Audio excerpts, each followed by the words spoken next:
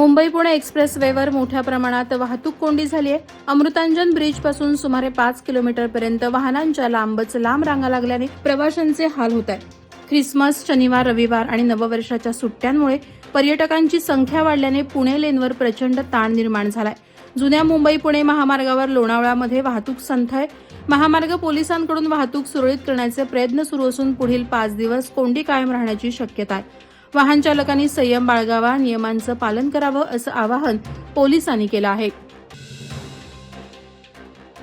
नाताळच्या सुट्टीचा आनंद लुटण्यासाठी पर्यटकांनी कोकणातील समुद्र किनाऱ्यांकडे धाव घेतली आहे. अलिबाग, नागाव, मुरुड, काशीद, दिवेआगार आणि श्रीवर्धन येथील समुद्र किनारे पर्यटकांनी गजबजून गेलेत. निळाशार समुद्र, नारळी पोफळीच्या बागा आणि स्वच्छ किनारे पर्यटकांचे विशेष आकर्षण ठरतायत. जेटस्की, बोटिंग, बनाना राईड सारख्या वॉटर स्पोर्ट्समध्ये लहानांपासून मोठ्यांपर्यंत सर्वांचीच धमाल सुरू आहे. खास कोकणी पद्धतीचं जेवण पर्यटकांची चव वाढवत असून वाढत्या पर्यटनामुळे स्थानिक व्यावसायिकांच्या चेहऱ्यावरही आनंद दिसून येत आहे. माणगाव निजामपूर विभागात आगामी जिल्हा परिषद आणि पंचायत समिती निवडणुकांच्या पार्श्वभूमीवर पक्षबदलाच्या चर्चा सुरू असताना भाले ग्रामपंचायतचे सरपंच दत्ताराम खांबे आणि शिरवली ग्रामपंचायतचे सरपंच सदानंद पानसरे यांनी अफवांना पूर्णविराम दिलाय. निजामपूर येथे पत्रकार परिषदेत त्यांनी आपण राष्ट्रवादीमध्येच ठाम असल्याचं स्पष्ट केलं. खासदार सुनील तटकरे, आदिती तटकरे आणि बाबूशेठ खानविलकर यांच्या नेतृत्वावर विश्वास असल्याचं त्यांनी सांगितलं.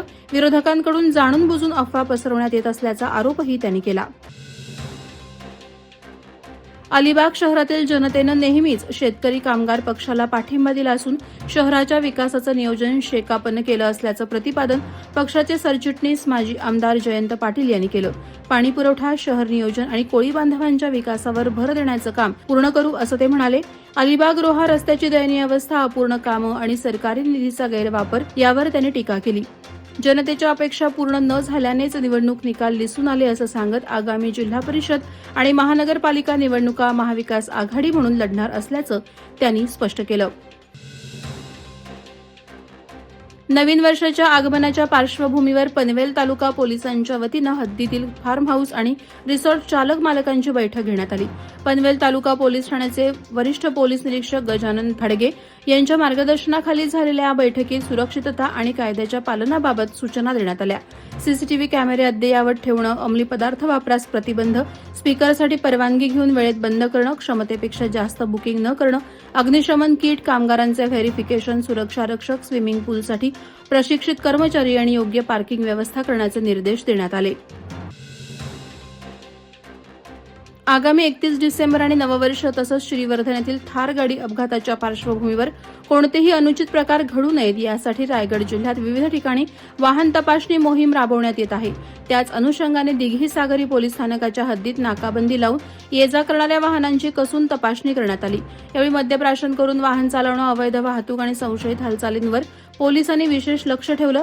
कायदा आणि सुव्यवस्था राखण्यासाठी ही कारवाई सुरू असल्याचं पोलिसांकडून सांगण्यात आलं.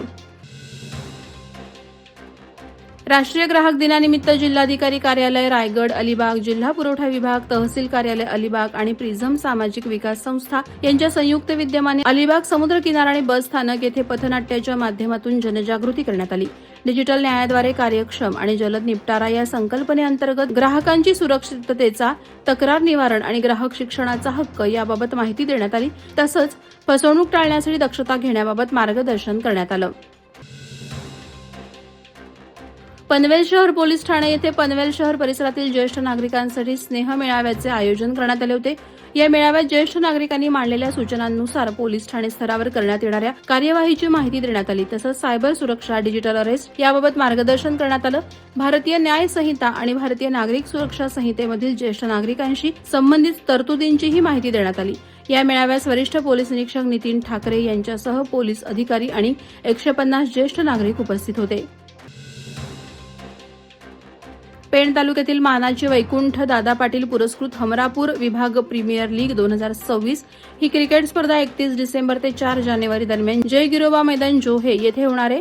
या स्पर्धेत 16 संघ आणि 224 खेळाडू सहभागी होणार असून विजेत्यांना आकर्षक रोख बक्षिसं आणि चषक देण्यात येणार आहे. मालिकावीरासाठी 2 व्हीलर बक्षीस देण्यात येणार आहे. स्पर्धेचा ऑक्शन उत्साहात पार पडला. यावेळी बोलताना भाजपाचे रायगडचे महामंत्री वैकुंठ पाटील यांनी जय गिरोबा मैदानावर लवकरच सुसज्ज पॅव्हेलियन उभारण्यात येईल अशी जाहीर घोषणा केली. वादळवारा लाईव्हसाठी न्यूज ब्युरो, रायगड. नवी मुंबई व रायगड जिल्ह्यातील ताज्या बातम्या आणि घडामोडींसाठी सबस्क्राईब करा वादळवारा लाईव्ह चॅनल आणि दाबा बेल आयकॉन.